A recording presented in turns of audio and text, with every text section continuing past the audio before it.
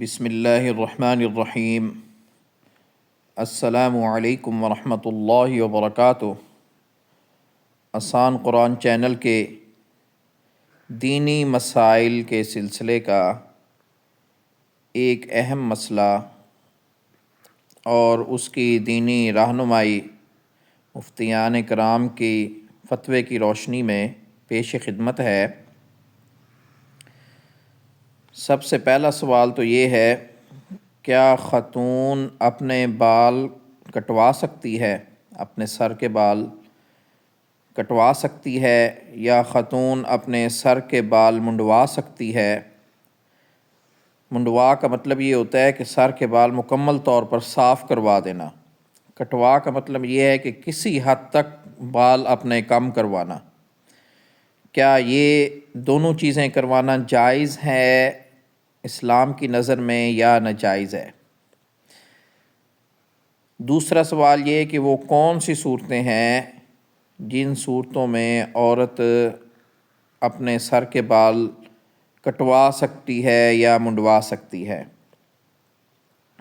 آئیے پہلے سوال ملاحظہ فرمائیں جو ایک سائل کی طرف سے آیا ہے۔ ایک لڑکی جس کی عمر 17 سال ہے، اس کے سر کے بال گر رہے ہیں کسی بیماری کی وجہ سے، کیا وہ سر منڈوا سکتی ہے؟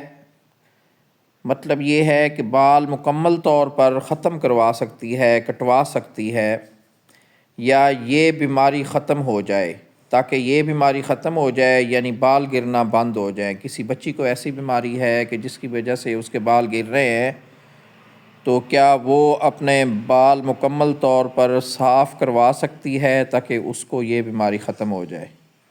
جواب واضح رہے کہ عام احوال میں، عام حالات میں خواتین کے لیے سر کے بالوں کا کٹوانا جائز نہیں۔ بہت اہم مسئلہ ہے، اس کو جان لیں کہ خواتین بغیر کسی وجہ کے اپنے سر کے بال نہیں کٹوا سکتی۔ البتہ جو بال حد سے بڑھ کر بدنما لگیں اور دیکھ بھال کی حد سے بڑھ جائے تو ان کو کاٹ کر درست کیا جا سکتا ہے۔